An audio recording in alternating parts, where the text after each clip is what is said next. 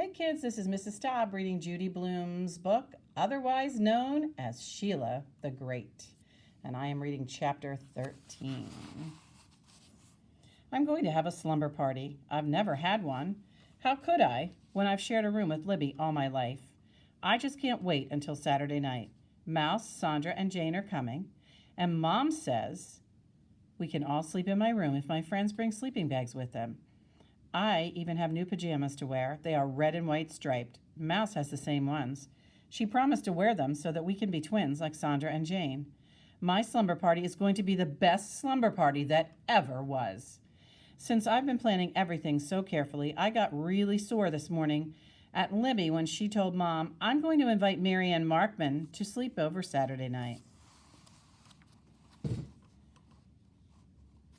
Oh, no, I said. You know I'm having a slumber party. So, asked Libby, who wants to get in your way? That's not fair, I said to Mom. Can't I do something just once without her butting in? There's plenty of room, Sheila, Mom said. If Libby wants Mary Ann to spend the night, there's no reason why she can't. It has nothing to do with you. They'll try to boss us around, I cried, just like always. Ha, Libby said. Nobody's going to spoil your party, Mom said. I promise. I don't see why she can't spend the night at Mary Ann's house instead, I said. Because Mary Ann's parents are going out and her mother doesn't want us to stay alone, Libby said. Otherwise I would, in a second. I just know they will ruin everything. On Saturday, Mary Ann ate supper with us, so she was already there when my friends rang the bell. But she and my sister were locked up in Libby's room listening to music, and I hoped that that's where they would stay for the rest of the night.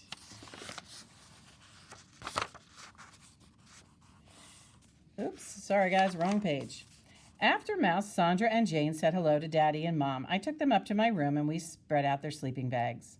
Sandra and Jane's are the same. There's a picture of Snoopy on the front, zippers down the sides, and red flannel linings. Mouse brought a regular sleeping bag, the kind you use when you go camping. She said the last time she slept outside, she woke up with a frog inside her bag. But since she likes frogs, she didn't mind. I would rather sleep in a sleeping bag indoors than out. We arranged the sleeping bags on the floor next to my bed with Mouse between Sandra and Jane. Then we showed each other our pajamas, discussed the kind of toothpaste we use. Sandra and Jane didn't bring matching pajamas, so me and Mouse turned out to be twins by ourselves. Next, we got undressed and ready for bed, even though we didn't plan to go to sleep for hours and hours and maybe not even all night. Sandra changed her clothes in my closet. I think she is getting fatter, but I wouldn't say that to her face. She is very sensitive and would start to cry. She should go on a diet. I can't understand how such a fat person can swim. Why doesn't she sink to the bottom of the pool? Someday I will ask Marty about that. Sandra and Jane threw their clothes in a pile on the floor, but Mouse folded everything and packed it away in her overnight case. Then she took out a small notebook and said, "Let's make a slam book." "What's that?" Jane said. I was glad she asked because I didn't know either. I figured I would tell Mouse that the reason I didn't know about slam books is that I haven't made one in years because where I live, that is just for babies. Mouse told us, "Slam books are great fun. You'll see." She was busy writing something down in her notebook. We sat in a circle around her and waited. In a minute, she held up a piece of paper and said, "This is a sample list. All of us filling in about each other. It's the only way to find out what your friends really think of you." I looked at the sample list. It said name, hair, face, body, brain, best thing, worst thing, and in general. You see, Mouse explained, we'd never be brave enough to just sit around and tell each other the truth about ourselves. That would be too embarrassing. But since everybody wants to know what other people really think of them, this is an easy way to find out. You can start with me if you want. I'll go stand in the hall, and you just fill in the list. Later, when we've all had our chance, we get to read about ourselves in private. Mouse walked to my bedroom door. "Remember," she told us, "you've got to be honest or it won't do any of us any good." She opened the door and stepped out into the hall. "Well," I said, "who wants to go first?" "You start, Sheila," Jane said. "It's your party." "Okay, give me the book." Before I had a chance to begin, my bedroom door opened and Mouse poked her head in. "I forgot to tell you. When you're done filling it in, you fold the paper over so nobody can see what you wrote." Okay, I said. "I just thought you should know," Mouse told me, and closing the door again. I filled in the list 1, 2, 3. I wrote name, Mouse Ellis, hair, needs washing, face, only a mother could love it, body, too many scabs, brain, pretty good, best thing, can do everything, worst thing, knows it, in general, my best friend, and lots of fun. I folded my part of the page over so the others couldn't see it and passed it to Sandra. When she was done, she passed it to Jane, and then we called Mouse back into the room and Sandra went out. While Sandra was in the hall, Mom came upstairs to tell us she and Daddy were going to town to pick up some pizza for our snack. We'll be back in less than an hour, Mom said. Libby and Marianne are home in case you need anything. Okay, we'll be fine, I said, anxious to get back to the slam book. When we were done writing about Sandra, it was my turn to leave the room. I knew I didn't have to worry about what my friends would think of me because I'm careful to keep my bad points to myself. Sometimes I think I'm really two people. I am the only one who knows Sheila Tubman. Everyone else knows only Sheila the Great. Jane was the last one to stand out in the hall, and when we were through writing about her, she came back into my room. Then Mouse tore out a page for each of us to read privately. She said we should sit by ourselves and face the wall in case we didn't want anyone to see our expression. We all laughed at that, but did it anyway. I sat on my bed with my back to the others. I unfolded my paper so I could see all the 3 opinions of me at once.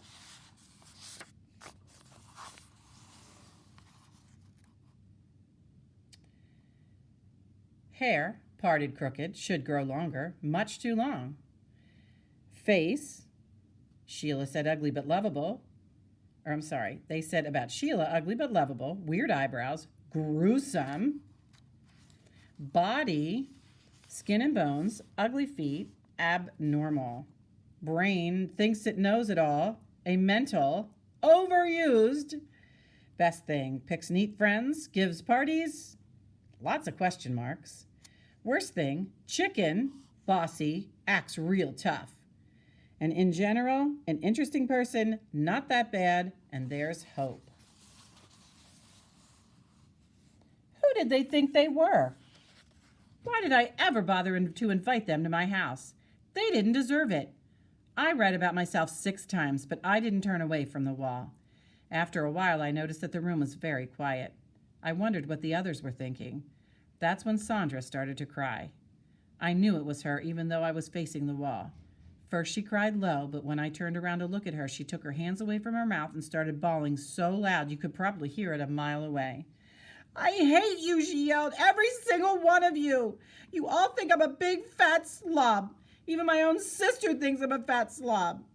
Well, you are, Jane said, and you should do something about it. Anyway, somebody said some pretty bad things about me, too. Like I can't keep secrets and my brain is turned off most of the time. So, Mouse said, I don't think it was fair of you to make fun of my scabs. I didn't make fun of your scabs, Jane hollered. Somebody did. Well, it wasn't me, Jane yelled. I didn't say anything because I was the one who wrote about Mouse's scabs, but I never thought it would bother her so much. And another thing, Mouse said, I don't think any of you have the right to tell me that my hair needs washing. Well, what's so bad about that? Sandra asked. How do you think I feel the 2 of you wrote him a crybaby? You are a crybaby, Mouse told her, and I don't see what business it is of yours that my belly button sticks out. I didn't write that, Sandra said. I wrote about your ears. Well, that's just as dumb. I'm the one who wrote about your belly button, Jane said, and it does stick out, so there. Just shut up, Jane, Mouse hollered.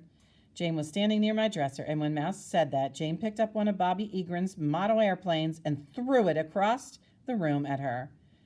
Who's going to make me? She asked.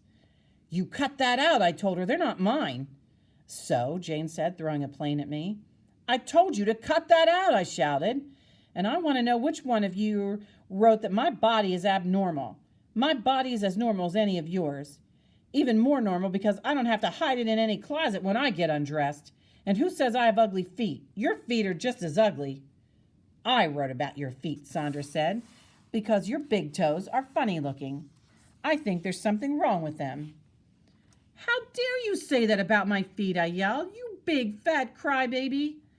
I'm going home, Sandra Baldwin. I don't have to stay here and listen to this. That's right, Jane told her. Go running home to Mama, just like always. She tossed a model boat at Sandra. I could tell plenty about you if I felt like it, Sandra said, throwing the model back at Jane. You just try it and I'll get you, Jane yelled, as she flung another model. This time, Sandra picked it up and sent it flying across the room at Jane, and Mouse picked one up and did the same thing. I got so mad I yelled, "You're ruining my party!" And I threw one of Bobby's models at Jane. Pretty soon, we were all throwing the models at each other, and we were all screaming and half crying, too, because of the terrible things we wrote about each other, even though some of them were true. That's when Libby opened the door and said, "What is going on in here?" I shouted, "Get out and mind your own business." Jane threw a model at Libby, and Libby had to duck so it wouldn't hit her in the head. Instead, it hit Mary Ann, who was standing right beside Libby. She hollered, "You little brats, you little baby brats, you're too young for a slumber party." I said, "Get out of my room now. I'm going to tell Mother and Father about this, Sheila." "Blah, blah, blah," I said. "Yeah," Mouse told him, "blah, blah, blah." Then Mouse looked at me and we started to laugh. And when we did, Jane did too. And after a minute, even Sandra joined us. We all laughed at Libby and Mary Ann as we shouted, "Blah, blah, blah, blah, blah." Libby called us baby brats one more time before she slammed our door shut. Then I flopped down on my bed and looked around at my room. Bobby's models were all over the place. "He's going to get me." "Don't be silly," Mouse said. "He said he would, and he means it. I know he means it." "So what? Who cares about the old model maniac?" Mouse asked. "That's easy for you to say," she told her. "You're not the one he's going to get. There's only one thing to do." "What's that?" Sandra asked. "We have to fix up every single model." "But how can we?" Sandra said. "One of them broke right in half." "That one we can throw in the garbage, but the rest of them we have to repair." I went to the desk and opened the drawer. I took out 2 tubes of Tester's glue and a box of model paints. I divided the models into 3 piles. "It won't take long to fix them up," I said. An hour later, we were still sitting on the floor gluing and painting when my mother knocked on my door and called, "Snack time!" I whispered, "Quick, hide the stuff," as I ran across my room to open the door for Mom. She was carrying a big tray of pizza. That smells delicious," Sandra said. "It's nice and hot," Mom told us, and she set it down on the desk. Then she wriggled her nose and looked around.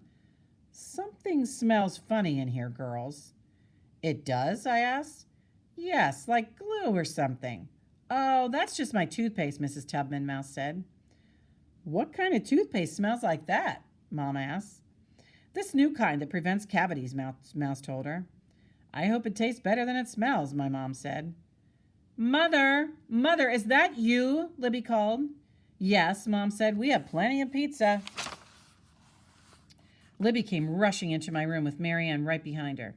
"Mother, Sheila and her friends were just awful while you were gone. They were yelling and screaming and throwing around all the models from the top of the dresser." Mom stood in my doorway and said, "Sheila, what's this all about?" "I told you she'd ruin my party," I said. "She just has to butt in on everything." Mom looked over at my dresser. "Where are all of Bobby's models?" "Under the bed," Mrs. Tubman Mouse said. "We wanted to make sure nothing would happen to them, so we put them away for the night." "They are impossible children, Mother," Libby said. Mom looked back at us. We all smiled at her. "This is Sheila's party, Libby. I think you and Mary Ann should go to your room and let these girls take care of themselves.